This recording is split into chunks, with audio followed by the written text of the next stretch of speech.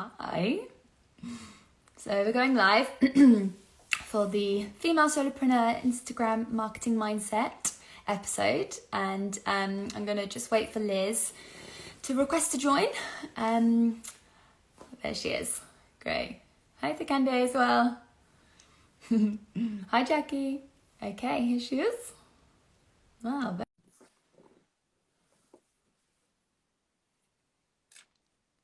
Okay, she's just coming in. Hi Liz. Hi. How you doing? How are you? I'm good, thank you. How are you? I'm very good since I spoke to you about an hour ago. I know, it's been too long still. Thank you very much for joining. Oh, thanks for having me. I'm excited. Yeah, so as you know, but if anybody else listening doesn't know, this is the Female Solopreneur series. So this is quite a recent interview series that I've set up. And it's obviously for female solopreneurs, and it's for us to talk about wellness, business, and mindset. And it's really important, obviously, at the moment, because there has been so many challenges with everything that's been going on. It's really important for us to be talking about these things, and for everybody to have a platform where they can access this type of information. So that's the reason why I wanted to start this series. And yeah, I'm really excited to chat today about Instagram marketing mindset, because as a female solopreneur, particularly if Instagram is the channel that you focus on for your marketing, it can be such a minefield. So we're going to be talking about some practical things today. We've got about 20 minutes, and so if you do have any questions, just write them in the comments and I'll make sure that we ask them at the end. I had a couple of questions in the DMs before, so I'll be sure to ask them too. But yeah, we have the lovely Liz Spears with us today, and Liz is a very good friend of mine, sort of my work wife, and so we met a while ago now, but we even, set up a side hustle business ourselves earlier, this year. Feels like so long ago, doesn't it? It feels like about 3 years ago. It does. And that was an events business for female solopreneurs. So unfortunately, we had to put that on hold because of COVID. But we've stayed connected, and Liz is actually helping me with my marketing at the moment, which has been a really incredible journey. And yeah, we're going to be really digging into quite a few different things. So stay tuned, because we're going to be talking about Liz's journey of her business, how to get visible. Going to be talking about being authentic on your Instagram, attracting clients through Instagram, and getting comfortable with being seen, which is one of the tricky parts for lots of people. But thank you so much for joining, Liz. Thank you for having me. Yeah, so I guess I'll kick off just kind of explaining a bit about my journey. Yeah. So I am a marketing consultant and coach for female wellness entrepreneurs. I have had a career history in mostly fashion marketing. So I worked for lots of big fashion brands, household names, got amazing experience, but just got really clear after a number of years that it just wasn't feeling in alignment for me. So then I went to work for a women's activewear brand and absolutely fell in love with it. Through that job, I got to meet and get to know the wellness industry. So about 2 years ago, coming up to 2 years in Jan, it's actually flown by, I set up my consultancy business. So basically decided to go freelance. And over the last couple of years, I've worked with an array of amazing businesses and entrepreneurs to support them with their marketing. And then in the summer, I got really clear on the fact that I wanted to start coaching. So coaching has always been a big part of what I do, and just, I guess, the style of how I do business. And what came with that decision to expand my business was the need to get visible. And so when I was purely a consultant, I was getting a lot of my clients through word of mouth, recommendation, and reaching out to brands that I was interested in working with. And then with coaching, it's very different, because coaching, you need to be visible at all times. You need to be able to be found. And I guess you're constantly looking for clients. So the people that I work with through my coaching are like, life coaches, various different types of coaches, health professionals, nutritional therapists, yoga instructors. And so all of these types of services are services where you need an abundance of clients constantly, rather than just kind of filling 5 days a week like consultancy, like how I used to. So it's funny, all of a sudden I was needing to do what I was kind of coaching people to do previously. So I needed to put my money where my mouth was and not only, you know, tell people to get visible, but do it myself. So it's been a journey, and I've been loving it. Yeah. And what I quite like as well about how your business has evolved is that it's such a good example of when you do go self-employed, like you did a couple of years ago, you can never predict where your business is going to go. You can obviously have a plan and have some ideal scenarios of where you want it to head to, but back 2 years ago when you became a consultant and started freelancing, you never knew that you were going to become a coach. And I think that's quite that's a good thing to realize as a female solopreneur, is like your business will evolve and it will take you so many different places, and that's an exciting journey to be on. So when you say there about getting visible, that's a word that comes up a lot in marketing, particularly in service-based, on Instagram, across the board really. It doesn't matter the style of business. So why is getting visible so important? So I suppose it is, it's a way of doing business now. Things have moved on so rapidly over the last few years, and especially this year, you know, people have had to pivot to purely online. Maybe they were finding clients through live events or just being with people more so, which obviously can't happen now. And so if you're not getting yourself out there, so if you don't have social channels, if you don't have a website, maybe if you feel like email newsletter is right for you, if you don't have any of those things, how are people supposed to find you? And that's really what visibility means. And I think people associate a lot of fear around the word visibility, and I know we're going to kind of go into that, but essentially it is just putting images and content of you, your services and your business out there so that people can make the informed decision as to whether you're the right person for them or not. Yeah, I love that. Someone recently shared with me this quote that really stuck with me actually, and it's kind of related to this, and it was don't be the best kept secret. And I was like, oh, okay, that just makes so much sense. And if you're out there and delivering an incredible service, but people don't know about you, then there's a complete disconnect. And that's, I guess, what visibility is all about. Yeah, absolutely. I think, I mean, the people I work with, they are experts in their field. They're so confident on client calls. They absolutely back themselves. But when it comes to self-marketing, all of a sudden they kind of crumble a bit, and all this self-doubt starts to come in, and they feel like they need to be this like all singing, all dancing performer online. It's not about that. It's not about being something that you're not. It's about being quite the opposite, and just, getting visible, but not making it some kind of performing task. Yeah. And we'll talk about that actually a little bit later. But just to pick up on what you said about this fear, which is so real, but for female solopreneurs, I see it with so many of my clients when I'm coaching them. There's so much mindset work and transformational mindset work that has to be done around getting themselves out there and getting visible. And a lot of things come up, but it's generally across like fear of judgment, perfectionism, wanting things to be really, really perfect before they put them out there. And just this aversion to putting themselves out there and being seen.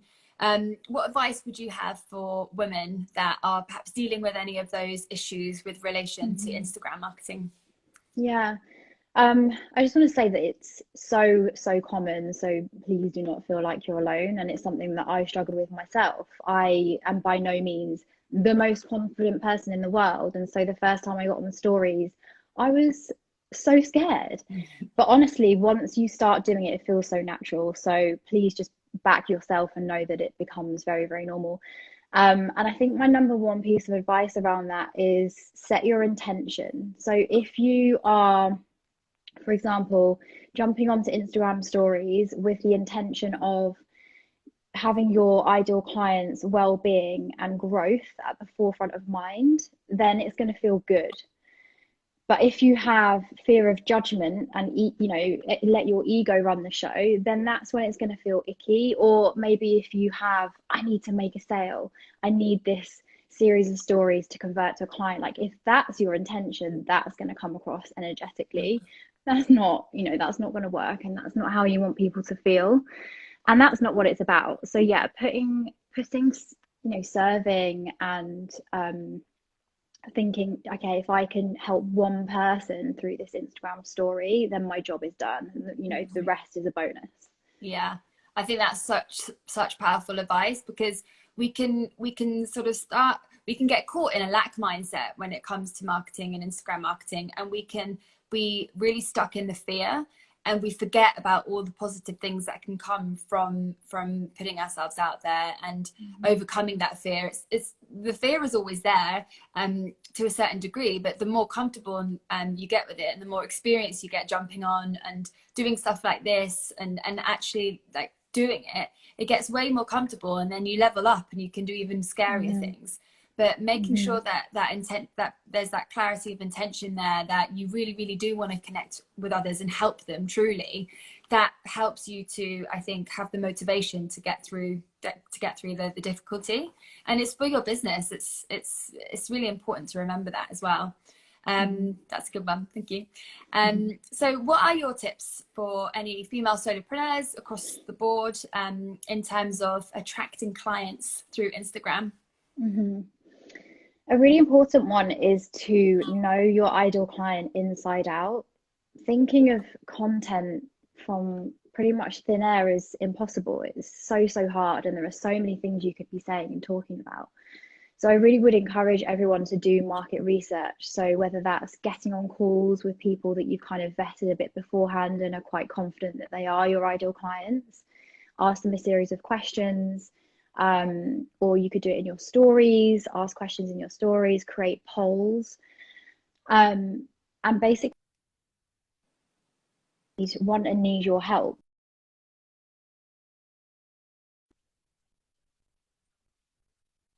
Across all of the people that you're speaking to, kind of key pillars, the same things will come up and again and again. And quite often we can all help with a range of different things due to a wealth of experience, but this really enables us to hone in on exactly what people need, also in the here and now, because the world is ever evolving, people are ever evolving, our needs are ever evolving. So the stuff that your ideal clients might have needed when you set up your business a couple of years ago might be quite drastically different now. So it's really important to be doing that. I'd probably say once a year.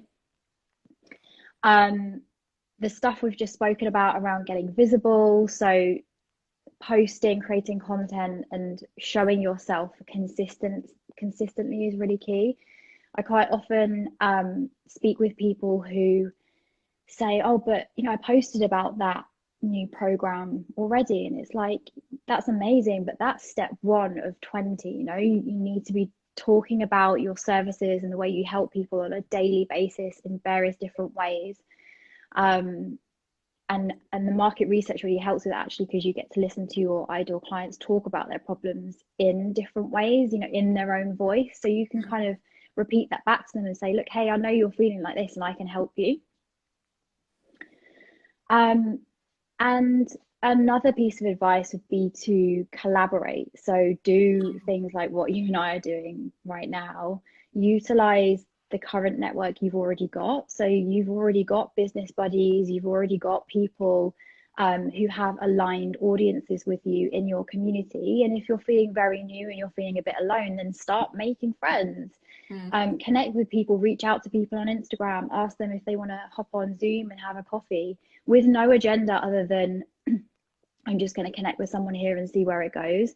And then if they feel like a good match for you, then start brainstorming together about what you could do a live, do a webinar. If you don't feel comfortable with that, then start off with a pre-recorded Zoom chat, like a podcast style thing, and post that. Just start where you feel comfortable and set yourself goals to move up.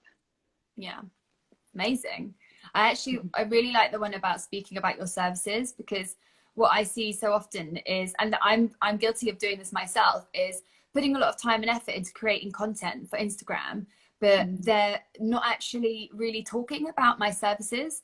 And I see this a lot with some of the people I work with as well, where they are creating lots of content and it's high value and it's really great for their clients, but then there's no next step. There's no, like, I can help you with this. This is exactly what I do. This is what I love. These are some examples of, testimonials of me doing it with my other clients. Like, contact me, let's have a chat.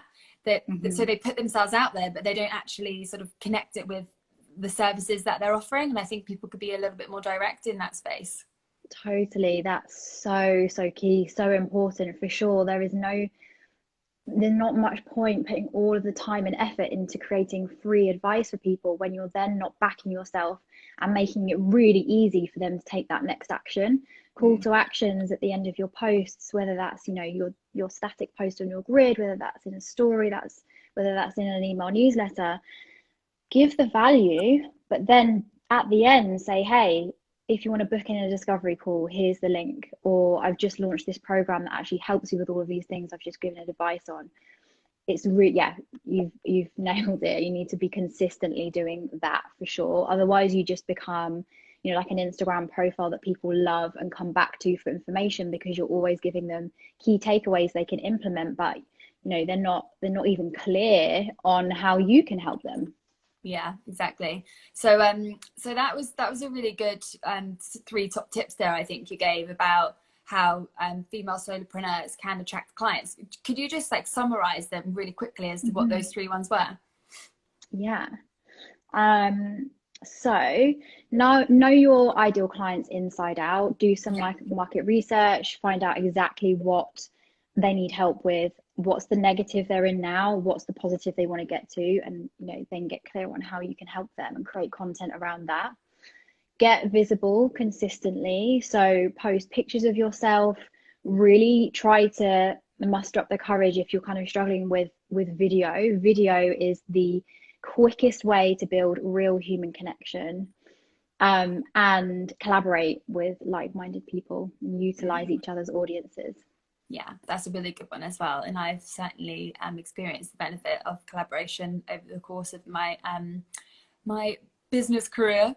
Okay, so Instagram is so busy. It is quite overwhelming, and a lot of people are using it for business, and they're using it to amazingly reach potential clients. But how can women who are using Instagram to try and create their business and attract clients and market, how can they stand out but still remain really authentic to sort of who they are and their message? Yeah, I have a lot of people talk to me about this as well. And I think what I really want to say about this is, when you are the business owner, you feel like there is so much competition, which I don't believe in, by the way, but you just feel like there are so many people doing very similar things to you because you follow all of these people. You could be hundreds of, say, other life coaches, because you want to know what they're up to. You want to know, you want to sense check that you're doing the right thing. You want to be sparked by inspiration. And all those things are great and they're important, but all of a sudden your world feels saturated. But actually, for your ideal client, it's not, because you have to really kind of try and get into the mindset of that customer journey. So your customer, your client identifies they've got a problem essentially that they want solving, and so they then go on a hunt, a lookout for the right person. And that period of time could be up to 6 months, depending on how big the investment is and how scary it is for them.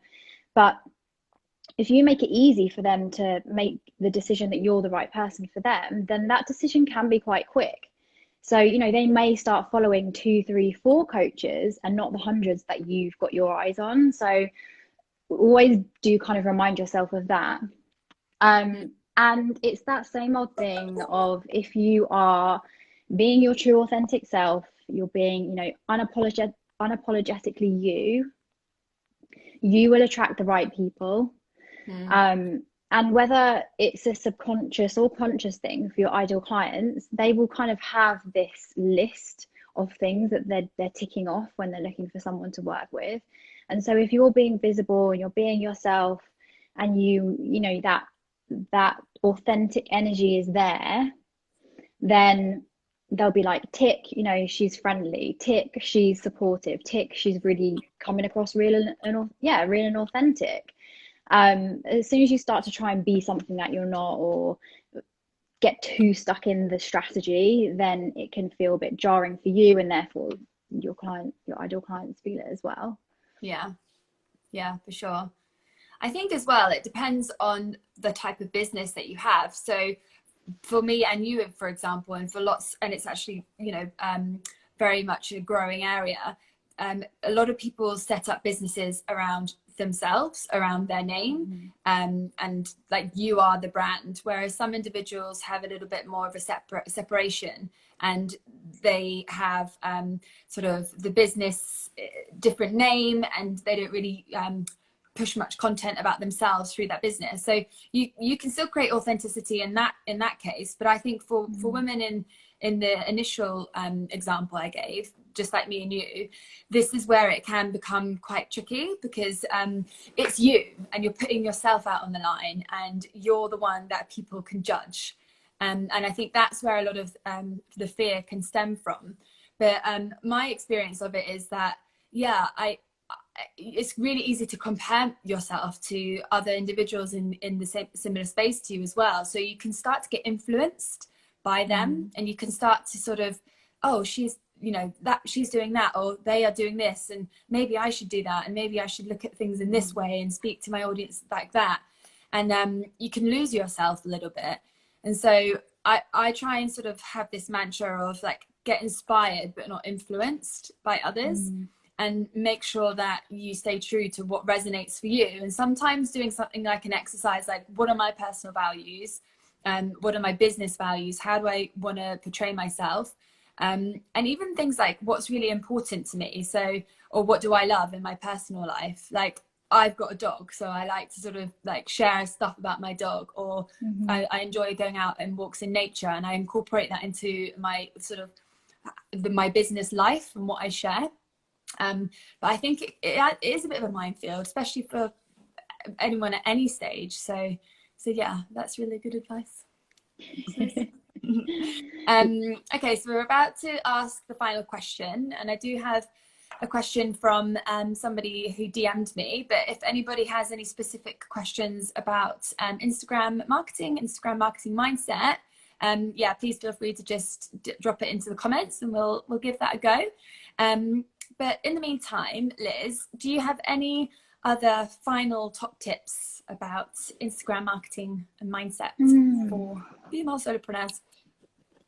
Yeah, you touched on some really, really good ones there. I think just to kind of add to the thinking about how you want to come across, it may sound a little bit cheesy, but I encourage people to think about showing up as the highest version of themselves, and kind of journal about your values and how you want to be seen as a coach, for sure. So you know, maybe that's nurturing, knowledgeable, understanding, encouraging. And each time you feel stuck or you're resisting getting visible, kind of like revert back to that list and really kind of sit into your purpose and into just kind of your true being. I'm also really, really hot on intuition. And my motto is strategy plus intuition equals magic.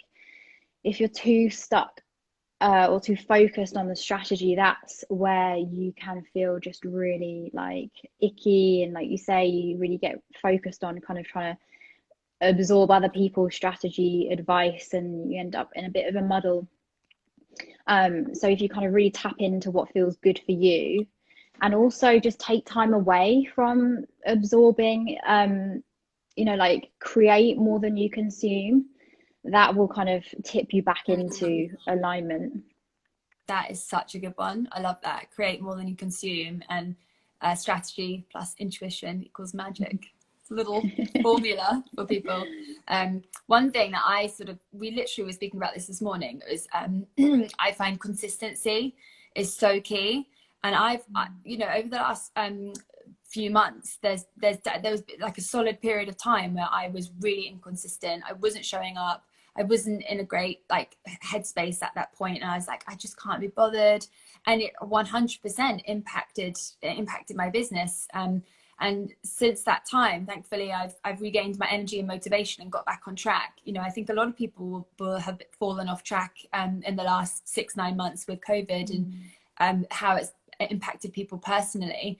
But since I've got back on track with it, I've been a lot more consistent, and I've made sure that I've shown up consistently throughout the weeks where I've tried, and that has converted. So I think consistency is majorly important. Hi, Chelsea. And yeah, so the DM that was from Takande, she mentioned she has an athleisure brand, product based.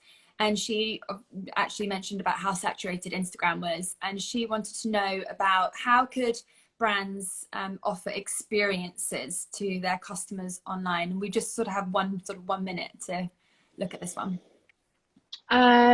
Experiences, I think you could put on a series of lives or IGTVs where you're adding value around things that your customers are into. So yes, they buy like activewear, but what else do? They're probably into their fitness, into nutrition, various other things. Who can you collaborate with in order to kind of create some lifestyle content like outside of what you do immediately? And then I wonder if there's something around like hopping onto lives or creating some content to show off your pieces. So no longer can people shop in stores. I don't know whether that, I don't know whether stores is a way that you sell or whether it's all online anyway, but I've seen a lot of brands, especially over the last couple of months in the lead up to Christmas, having like online press events or online personal shopping events with for their customers. So awesome, thank you. Ideas off the top of my head. Love it. And then there's one other question which I think we'll just quickly focus on, which was from Live with Love, and it was about a question about working out your ideal audience / client. So she asked, do you decide your ideal client based on what you think it should be, or do you do it based on the people you've interacted with / purchased your service or product already from you? So I think it's a good idea to brainstorm who you think your ideal client is, so who you want to work with, and create a bit of an alias for them. So give them a name. What else do they spend their money on? How do they spend their time? And also have a think about the people that you've worked with to date, and who did you feel good working with? Like out of those, say 20 people, how many and who would you love to work with again, and kind of build on that alias and get really clear on, okay, yeah, actually that, that client was this type of personality, they had this going on, this problem, and I got so much enjoyment and fulfillment from helping them, whereas maybe this one isn't quite aligned with where I want to take my business. Yeah, it's all about the feels, isn't it? I've had that. I've transitioned over the last sort of 6-9 months, and I've moved away from sort of more traditional careers coaching, and now I work with female solopreneurs. But even that is quite a broad label, I guess, and I've had to create different ideal client avatars within that business, and women who want to set something up but haven't quite even started yet, or women who are side hustling, or women who are fully self-employed in their business.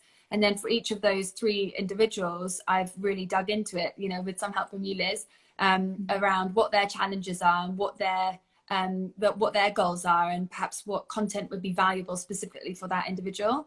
And then also just to speak to that question, Live with Love, like Liz said, if you can do market research calls, then you gather information from external sources, and you're not just relying on yourself to come up with all of the language and all of the ideas. So yeah, very good question. Okay, so that is it. Thank you so much, Liz. And how can everybody get hold of you? So you can get hold of me on Instagram. Just send me a message. I have a 10-week marketing coaching program running at the moment, the Abundant Marketing Method. That's one-to-one coaching. And I've decided to launch one-to-one intensives. So if that's of interest, drop me a message and I'd love to have a chat. Fabulous. Well, thank you so much, everybody who got involved. Thanks for the questions. And the replay will be on my Instagram live. So if you are just joining us now, you can catch up on all the juicy tips and advice that we discussed today. But in the meantime, thanks so much, Liz, and I'll see you. Thank you. Soon. Yeah, see you soon. Bye. Bye.